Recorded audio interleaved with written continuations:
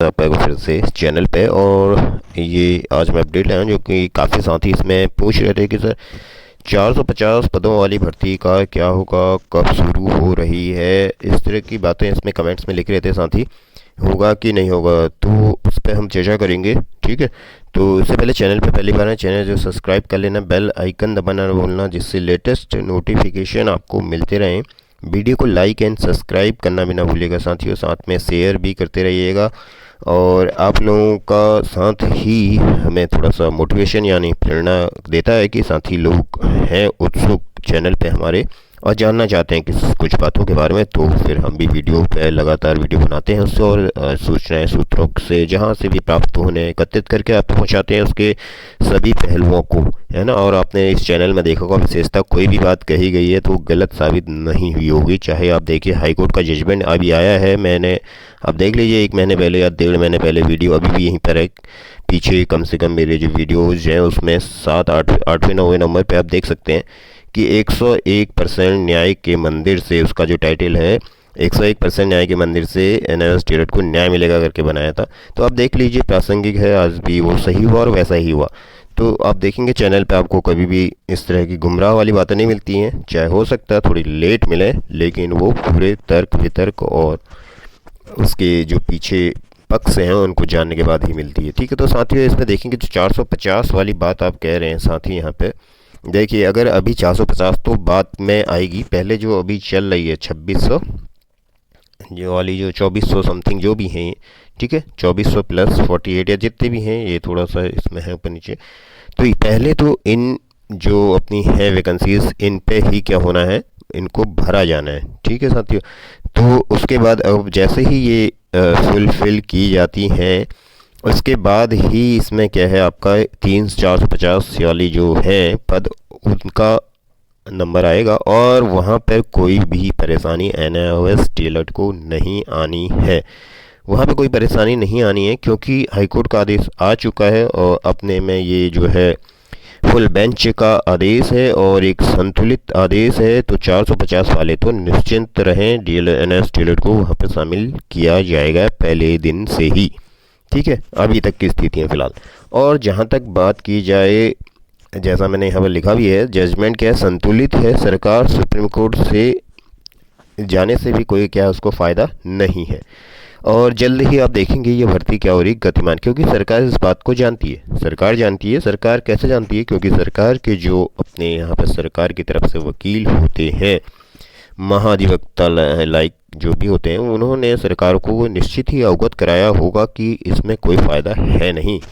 नहीं, हालांकि शिक्षा विभाग का जो न्याय विभाग है वो महाधिवक्ता से थोड़ा इतर अपना हो सकता है और वहाँ का ज्ञान थोड़ा और बढ़ के अधिक हो सकता है, उस पर मैं चर्चा नहीं कर पाऊँगा। क्योंकि जो शिक्षा विभाग का न्याय विभाग है वो किस तरह कितनी कूटनीति और जटिलता के साथ काम करता है, ये हमने अभी तक सभी आप लोगों ने देखा है।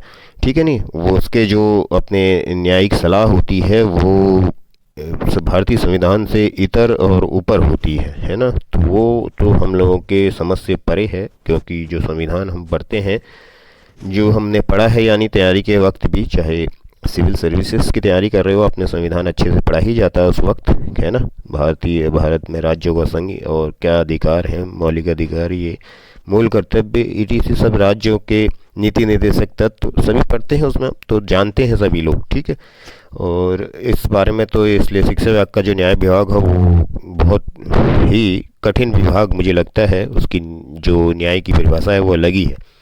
फिलहाल आप देखेंगे बाकी जो पूर्व की भर्तियां हुई थी, यहाँ प्राइमरी भर्ती में आज नहीं पहली बार यह मामला हाईकोर्ट गया हो, पूर्व में भी 2015-11 इस तरह से कई बार पूर्व में भी क्या है ये हाईकोर्ट गया था मैटर, और हाईकोर्ट के आदेश के बाद उसको सरकार ने मान लिया था और भर्तियों को गतिमान किया था उनको रखते हुए। ठीक है, तो पूर्व की भर्तियों में भी जो हाईकोर्ट के जजमेंट हुए हैं, निर्णय हुए हैं, उनका सम्मान हुआ है, सरकार ने उनको माना है और भर्ती को आगे गतिमान किया है।